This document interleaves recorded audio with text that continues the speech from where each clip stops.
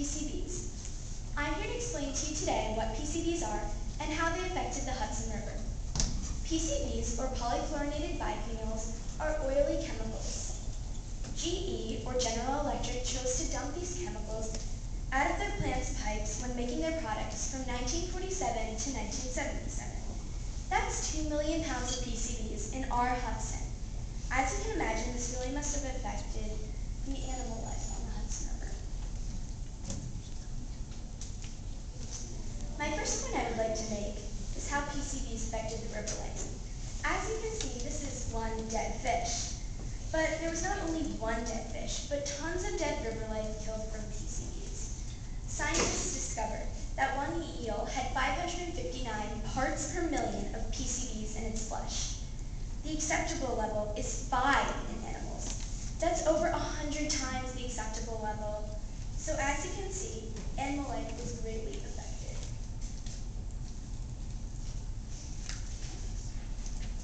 My second point I would like to make is how PCBs really caused a lot of diseases or health issues to people.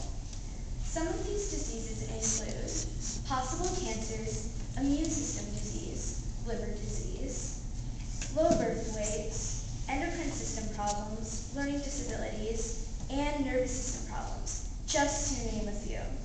Soon people really understood that this was getting out of hand.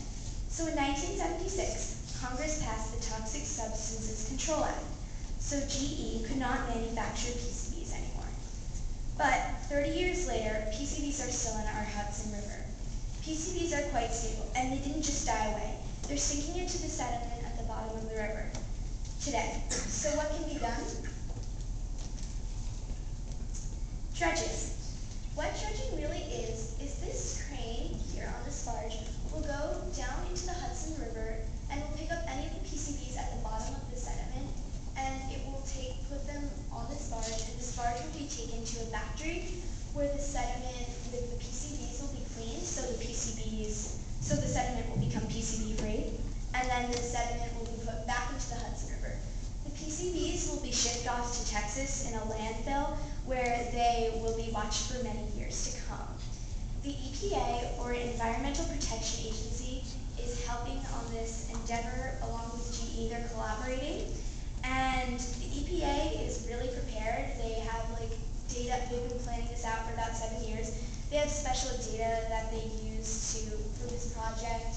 They have maps and GPSs to know where every single PCB is that they're getting from the crane, so they're really prepared.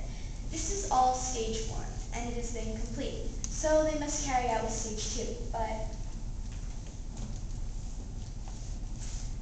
GE thinks that they should stop the cleaning of the river because the PCBs could move up and down the river because being startled by the crane, as I just showed you. But according to Kristen Skopek, EPA Public Affairs Specialist, we must continue because PCBs affect so much of the Hudson that this project is necessary despite the negative effects. 2015, this is when the project will be concluded and end. I hope by then that the Hudson will not be polluted and dirty, as it was before. In addition, we can help by not littering and helping the environment, like recycling and things along those lines. So let's keep the river pristine after 2015.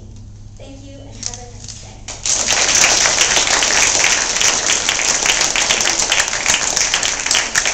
Any questions? Sam? With dredging, would they just take all the sand they could find? Because that would be a lot of sand. It's not necessarily the sand, but what they're doing is, yes, it is a really tedious project, but the sediment's more of like a dirt-like material at the bottom. So, but they're dumping it all in. But yeah, it's definitely a lot. Hudson? So why did you choose this topic? Well, when we were watching Swim for the River way in the beginning in December, there's a little segment on PCBs, the guy who swam the Hudson River, Christopher Swain, and it sparked my interest, and I thought it would be cool to do a topic on it. It seems like it had a lot of information. So, Sarah? Well, when GE was making their products, they used PCBs as to make their items. For example, I guess I guess one of their items that they made was a dishwasher, and so I guess they used in the material of making it. It's like in, I guess I don't know. I mean,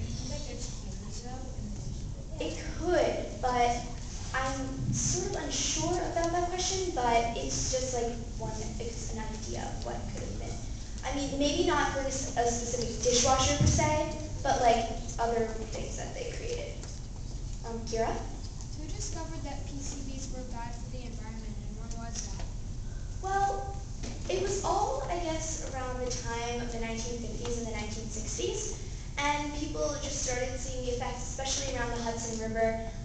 People were getting really sick, I guess, because they live near the Hudson River. As I said, diseases sprung up.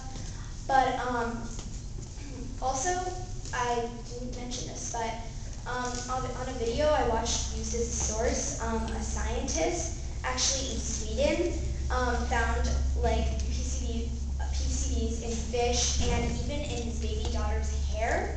So they were starting to get the idea that PCBs were spreading like all over the world. So people really started understanding that this is not a good thing. Micah?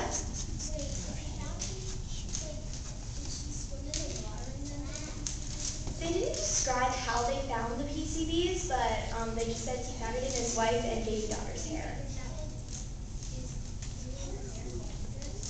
I definitely think so. I mean, they're toxic chemicals. He must have saw them under a microscope somehow. I don't know how he figured that they would be there since they're so microscopic you can't even see them. But Johanna? Yes, people have died of PCBs. In the Swim for the River movie, Christopher Swain, the guy who swam the river, was talking to a local who lived near the Hudson River, and he said that his brother may have died because of PCBs because of one of the defects that he had gotten. Sarah? Can PCBs make their way into household plumbing? Into household plumbing? It's possible because when they were sent off to Texas, the PCBs to be watched for many years in the landfill, some people were concerned that they could leak into aquifers. So, anything's possible. Any way to get rid of them in the body? No, I don't think so. So once you've got them, sadly. Yes? Are there areas of the Hudson that have a higher concentration of PCBs as opposed to others? Where's the most pollution? I'm sure there is. I think the most pollution would be by where the GE plants actually were. Like, I think probably the most polluted place would be Fort Edward, where one of the power plants were. So, Micah? Where's Fort Edward? Fort Edward is, I'm not sure what town it is, but I know it's definitely north of Duxbury, up north, like maybe more where the river begins or starts. Any other questions?